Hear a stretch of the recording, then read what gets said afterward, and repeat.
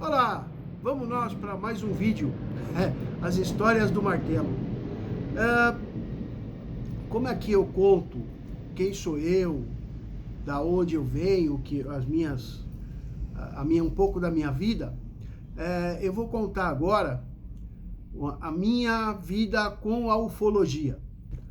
Ufologia não é só ficar olhando para o céu procurando nave, tá? A ufologia vai muito além disso. E eu sempre gostei desse assunto, sempre estudei esse assunto, principalmente aquilo que não se consegue entender. E estudei muito mesmo, tudo que eu pude sobre o Triângulo das Bermudas. Hoje, com internet e essa porcaria chamada inteligência artificial, que de inteligência não tem nada, por enquanto, muitas coisas são distorcidas, né? Eu assisti todos os documentários que eu pude, isso na década de 70, comecinho da década de 80, e eu cheguei à seguinte conclusão: o Triângulo das Bermudas, o funcionamento dele é muito simples, é basicamente magnetismo, ponto. Não abre portal, não faz nada com isso. Se você quiser entender de onde eu tirei isso, o que tem em comum entre um submarino, um avião e um barco. Simples, para-raios. E se você começar a pesquisar, você vai verificar que os fenômenos se intensificaram, eles sempre foram vistos. Colombo viu e descreveu no seu diário de bordo. Foi por isso que eu cheguei a essa conclusão. Ora, por que Colombo viu o fenômeno e o fenômeno não atingiu a caravela? Simples, a caravela é de madeira, é isolante, tá? E a partir do momento, 1944, final da Segunda Grande Guerra, quando se tem a invenção do para-raio e a utilização do para-raio em aeronaves, submarino e barcos, os fenômenos se multiplicam. Por quê? O fenômeno é magnético. E o para-raio capta o fenômeno, o magnetismo, e espalha no casco da embarcação, seja avião, submarino, e aí o fenômeno engole. Bom, mas aí descobri uma parte. E aí se você assistir o primeiro documentário do Projeto Filadélfia, não esse que está na internet, esse que está na internet está deturpado, tá? Não existe viagem no tempo. Então esse filminho que Projeto Filadélfia que existe na internet está totalmente deturpado do documentário original. Foi um navio da Marinha Americana que foi fazer um experimento em alto mar de camuflagem magnética e o fenômeno ocorreu, né? Então veja, o fenômeno é totalmente magnético. O Triângulo das Bermudas, ele é uma figura geométrica traçada a partir dos desaparecimentos. Então os limites do desaparecimento fizeram o triângulo. Ora, é uma figura geométrica, triângulo, a esmo. Só que como toda figura geométrica, ela tem um ponto, tá? Que são as bissetrizes, é um centro de gravidade. E Jacques Cousteau esteve lá, nesse centro geométrico. E ele tirou uma foto em pé, com os braços cruzados, no meio do oceano. Porque naquele ponto existe um banco de coral que chega a nível da água. Ele não passa e nem desce, ele está no nível da água. E se eu não me engano, eu li a reportagem há muito tempo, o coral é branco. Ora, que figura geométrica, a esmo, natureza muito caprichosa, existe um centro de gravidade.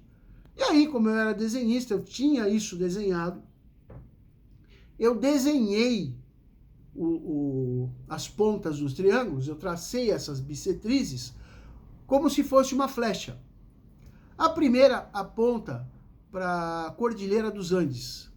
A segunda aponta para o norte magnético da Terra. E a terceira não aponta para lugar nenhum. Ela sai pela Flórida e não aponta para lugar nenhum. Mas se você passar ela ao contrário, ela passa pelo Egito. O que nós temos no Egito? As grandes pirâmides. Oh, que natureza caprichosa essa, hein? Eu acho interessante. Então eu gosto de analisar esse tipo de coisa que existe aqui e não ficar olhando, procurando nave espacial. Eu gosto de analisar o que nós temos. Então você vai ter as pedras. Pedras é uma coisa interessante para se estudar quando você fala de ufologia, porque você vai no aquele monte, esqueci o nome, que ele tem uma figura humana, um rosto, lembra um rosto lá no Rio de Janeiro? O que acontece? Lá naquele alto, você só chega lá escalando. Primeiro que ele tem um letreiro, ele tem uma escrita de 2 metros de altura, totalmente na vertical. Então veja, quem foi que fez aquela escrita lá? E aquela escrita tem tradução. Olha que maravilha, pega lá, dá uma olhadinha que é interessante. Essa escrita tem tradução, tá? Eu queria lembrar o nome, Cara, eu já escrevi tanto sobre ele. E o que acontece? Em cima desse monte, né, que tem uma figura, um rosto humano, tem pedras cortadas, como tem no Egito. Tem uma pedra no Egito, no meio do deserto, cortada como se fosse a laser. Lá no alto da montanha, também tem, a 272 metros de altitude, que só se chega escalando, tem rochas perfeitamente cortadas. Inclusive uma delas, ela só tem metade, a metade de baixo. E em cima é uma mesa plana, planíssima. Cadê a outra metade da rocha?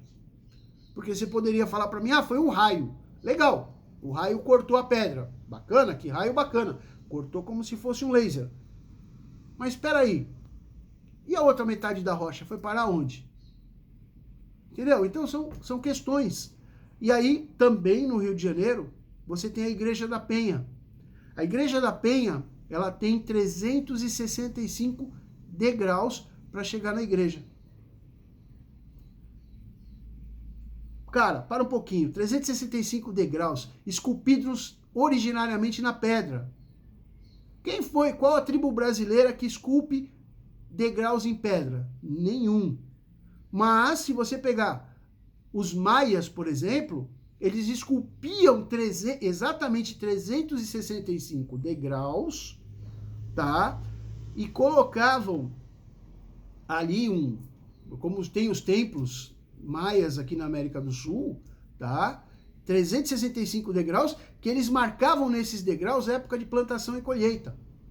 E lá em cima, claro, teria um altar maia, que, minha teoria, os maias esculpiram os degraus, foram até lá, nós tivemos uma dissidência maia também no Rio de Janeiro, tá? Houve, porque os maias se espalharam pela América do Sul. Nós tivemos uma dissidência maia no Rio de Janeiro, e eles esculpiram e lá no alto fizeram um altar.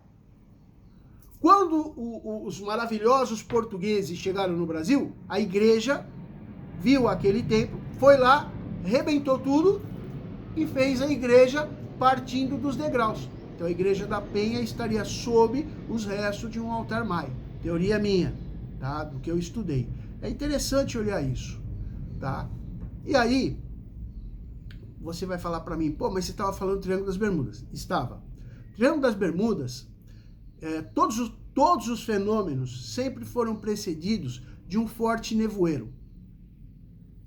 Todos os fenômenos do Triângulo das Bermudas foram precedidos por um forte nevoeiro.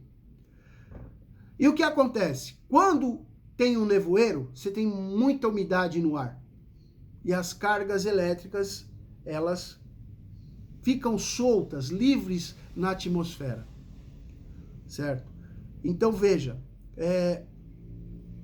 todo fenômeno é precedido disso. E o para-raio, pode notar, se você estudar os casos, os barcos, tinha um barco de um padre, inclusive, que ele tinha muito para-raio, muita boia, ele não afundava e sumiu todo mundo. Por quê? Porque o para-raio, ele puxa, ele reage ao fenômeno, atrai o fenômeno e o fenômeno pega a embarcação. Essas pessoas, se você pegar uma gravação de 1962, 1962, cara, antes de eu nascer, tem uma gravação nos Estados Unidos, era um programa de rádio que falava do Triângulo das Bermudas, e uma pessoa entrou no ar, no meio do sinal da rádio, que seria mais ou menos você entrar no sinal de uma emissora de televisão hoje. Dá para fazer? Dá, mas precisa de muito recurso. Isso aconteceu lá. A pessoa entrou no ar e falou assim, essa gravação existe até hoje. As pessoas que desapareceram ali não estão mortas, elas estão presas num vácuo atemporal. Ou seja, o átomo, tá? A relação que você tem entre o paliteiro, um celular, a mesa, o cartaz, é que todos nós, tudo no nosso universo conhecido é formado por átomos. E o que muda de átomo, para formar o corpo, o paliteiro ou o cartaz, no átomo são as cargas magnéticas, cargas elétricas, positivas, negativas, prótons, nêutrons, elétrons. Ora, é só isso que muda, entendeu? Então, teoricamente, qualquer matéria seria manipulável, tá? Você consegue deixar qualquer coisa, transformar ela em outra matéria. Ouro, por exemplo, os alquimistas, tá? Mas não misturando erva, e sim com cargas iônicas, tá? Você consegue alterar a molécula para formar outra matéria. Então, tudo no nosso universo é átomo, tudo. E o átomo nada mais é que carga elétrica, tá? E o magnetismo, ele age aqui. O magnetismo, ele vai agir aqui. A maior força do nosso universo não é a atômica, não. É a magnética. Magnética que segura planetas, enfim. A maior força conhecida é a magnética, que ninguém deu valor ainda. Mas vai chegar lá. Então, o que acontece? O átomo não envelhece. O que envelhece é seu corpo. O ferro, ele oxida, mas o átomo não envelhece. Ele só muda. Certo? E essas pessoas estariam presas num vácuo atemporal, não passaram para outra galáxia, em outra dimensão. Acontece que os átomos, quando ocorre o fenômeno magnético, os átomos se desprendem e eles ficam ali parados. Então é como se a pessoa, o barco, virasse uma névoa que você não enxerga. Você não vai enxergar, porque os nossos olhos são muito primitivos. Mas essas embarcações, essas pessoas continuam no mesmo lugar, paradas. É minha teoria, tá? Vai com calma aí no dedinho no comentário. Essas pessoas, os átomos separaram, mas continuam ali. Vai haver um momento que os átomos vão voltar. E essas pessoas vão voltar à vida. Para elas não passou um segundo.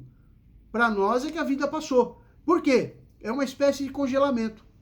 Os átomos se separam e ficam ali, quietos, tá?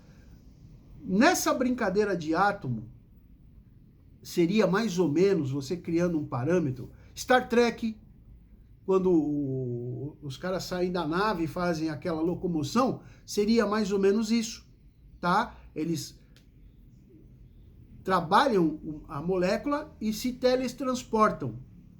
Ah, da onde Star Trek tirou isso? O Homem-Mosca, quem assistiu o filme, os filmes, né, tem vários, o Homem-Mosca trabalha nessa teoria. Só que na hora do movimento molecular, entra uma mosca na cápsula e aí ele começa a pegar feição, mistura o DNA dele com o DNA da mosca. É interessante. Então veja, isso é uma teoria muito antiga. A pessoa transformada em molécula, em cargas elétricas, em magnetismo, você pode pôr ela a grosso modo, num disquete, num pendrive. E poderia fazer cirurgias. A pessoa não envelhece mais. Porque você pode mudar. Você não precisa mexer no DNA. Você mexe na própria estrutura molecular da pessoa. Olha que maravilha. Se um dia a ciência chegar nesse ponto, maravilhoso, não vai ter mais corte, incisão. Não, você simplesmente reduz a pessoa, a molécula, tira aquela parte, acerta o DNA, vou ficar até fortão, né? Dá para ficar fortão, dá para fazer um monte de coisa. Isso é perigoso. Mas o que acontece é isso.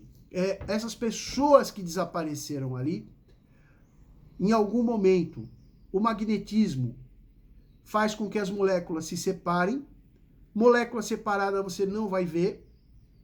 Elas vão ficar distantes, então o corpo se avoluma, tá? Vira uma névoa, que vamos chamar de névoa, e a pessoa fica ali parada. Em abril de 2026, eu pretendo fazer um experimento dessa forma, nessa teoria. Eu já fiz vários. Eu acho que toda teoria que você tem que experimentar ela. Ah, mas porra, que ideia estúpida. Ideia estúpida foi o cara que descobriu a eletricidade, colocar uma chave num pipa e soltar ela no meio de uma tempestade até um raio pegar o pipa e derreter a chave. Quando ele provou que existia energia elétrica. O que eu vou fazer é tentar provar que existe energia magnética no planeta. Seria a aurora boreal, tá? É um fenômeno que você aplica. Então, eu vou aplicar energia magnética para receber um retorno de energia magnética. Ah, mas é perigoso? Não vejo perigo. Sabendo fazer, claro. Sabendo fazer. Por quê? Você vai tentar reagir à força magnética da região com a força magnética que você vai levar. Essa teoria eu ia aplicar diretamente, meu sonho era aplicar diretamente no Triângulo das Bermudas. Mas, financeiramente, não dá. Eu não tenho essa possibilidade. Então, eu vou aplicar ela por aqui mesmo, tá? E eu tenho algumas teorias que agora eu não vou dividir, mas o que eu gosto é isso. Você tem que estudar a ufologia aqui. Por exemplo, mudando agora, deixando de falar de Triângulo das Bermudas, você vai ver que tem pegada de dinossauro na pedra, pegada de homens na rocha. Ora, por que existe pegada de homens e de dinossauros na rocha? Porque em algum momento aquela rocha era mole. Em algum momento, em alguma situação, aquela rocha era mole. Ou seja, teoria minha também, os antigos sabiam como deixar a rocha mole. Os antigos sabiam como fazer a rocha ficar mole. É por isso que você tem aqueles muros monumentais onde não se passa uma lâmina entre as rochas. Por quê? Aquela rocha ela não foi esculpida. Aquela rocha, os antigos sabiam como deixar ela mole. E foram colocando as rochas como se assenta barro. Foi colocando como se fosse barro e ela ali endurecia. Porra, mas que teoria estúpida essa? Só que, veja só, de onde eu tiro essa teoria? Experimento do rato. Se você não viu, veja. O experimento do rato, ele já foi replicado várias vezes, sempre com o mesmo resultado. Experimento do rato. Pode procurar na internet. Foi um cientista que colocou casais de ratos num ambiente controlado, onde eles não saíam e eles tinham alimento, água à vontade. Os ratos se proliferam muito rápido e num determinado momento eles começaram a virar canibais e homossexuais. Então, um começou a devorar o outro, porque o espaço já não tinha mais, eles estavam... alguns ficaram maiores e dominavam os menores, e pura e simplesmente eles vão se matando até não reproduzir mais e morrer todos. Esse é o experimento do rato. Ora, quando você faz um experimento desse, eu posso imaginar, e já existem teorias sobre isso, que nós somos o experimento do rato. Nós, a sociedade humana que conhecemos, tá? Todos os países e tal, somos o experimento do rato. Nós vamos crescendo, crescendo, consumindo tudo, aí vem as guerras, a morte, né? Vem o homossexualismo, começa a não se reproduzir, você vê que os antigos tinham 10, 12 filhos, hoje 1, 2, no máximo, tem casal que nem tem. Então veja, a tendência, a população vai chegar num ponto que a tendência é reduzir. E como dizem essas teorias que eu venho acompanhando, o mundo já foi muito evoluído. As civilizações chegam num pico de evolução, se matam e cai tudo de novo, começa do zero. Foi assim que foram criadas as pirâmides do Egito. Não são, na verdade, construções alienígenas, propriamente ditas. Nós tínhamos, o mundo chegou num estágio avançado, chegou até ali e começa a regredir. Aí não acaba, porque ninguém consegue acabar com todos, mas sobram poucas pessoas, tá? E aí, meu amigo, é só você fazer a conta. Se hoje sobrassem 100 pessoas numa cidade como São Paulo, tá? Que é de onde eu gravo, o que vai acontecer? A luz vai continuar funcionando, porque as usinas vão continuar produzindo. O sistema é informatizado.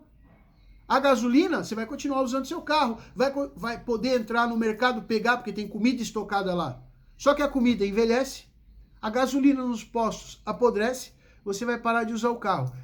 E a energia elétrica, pouco a pouco, vai parando de funcionar. Ou seja, o experimento do rato seria muito importante replicar ele num espaço maior com porcos. Que o porco também tem essa característica do corpo humano, se assemelha muito ao corpo humano. Então, fizeram com o rato? Legal. Vamos fazer com os porcos? Que é um outro animal que também tem muito da composição humana no seu corpo, e ver se chega no mesmo resultado. Se chegar, é preocupante, porque nós estamos evoluindo para isso, para a extinção. Essa é a verdade. É uma teoria meio pesada, mas é uma teoria. Nós chegamos num pico e desce tudo de novo. E as pessoas que sobram vão voltar basicamente a serem índios, tá? Vão voltar basicamente a uma forma primitiva e rudimentar de viver. Ah, mas pô, isso aí é loucura, tá? É aparelho de anticítera. De onde saiu aquele aparelho? Ah, foi o ET. É fácil jogar tudo para ET, né? Vamos parar para pensar se fomos nós mesmos. Vamos começar a procurar resposta aqui. É isso que me interessa na ufologia. Procurar respostas aqui, não lá fora. Ah, porque o ET, porque os Anunnakis e entre outros. Outra coisa que é interessante, falando de pirâmide do Egito, e eu venho falando isso há muito tempo, as pirâmides do Egito tinha que se fazer uma escavação muito grande na base da pirâmide. Muito grande. Mas o Egito não deixa. Por quê? Quando você pega, se eu não me engano, o filósofo grego era Platão. Se eu não me engano, por favor, hein? Platão diz que visitou para estudar lá no Egito. E ele pôde entrar embaixo, diz que embaixo das pirâmides do Egito existe um templo. Existe uma construção maior, que teria, segundo ele, 4 andares. E ele só conseguiu descer no segundo. E lá dentro dessa construção de pedra, tem iluminação. Porra, mas nós estamos falando de milhares de anos atrás. Tinha iluminação. Mas quando você vê os hieróglifos escritos dentro da pirâmide, tá? Pode olhar também, pesquisa na internet, você vai descobrir que não tem vestígio, não tem fuligem no teto. Então aqueles hieróglifos não foram escritos com iluminação à base de fogo, senão ficava fuligem no teto. Eles foram escritos com outro tipo de iluminação. Se fala, inclusive, de uma lâmpada egípcia antiga. Os egípcios tinham baterias que eles produziam a partir de potes de barro. Olha a tecnologia dos caras. E existe também uma teoria de que as pirâmides já estavam lá quando os egípcios chegaram. Mas voltando a falar de Platão, Platão diz que entrou na construção, nesse palácio de pedra.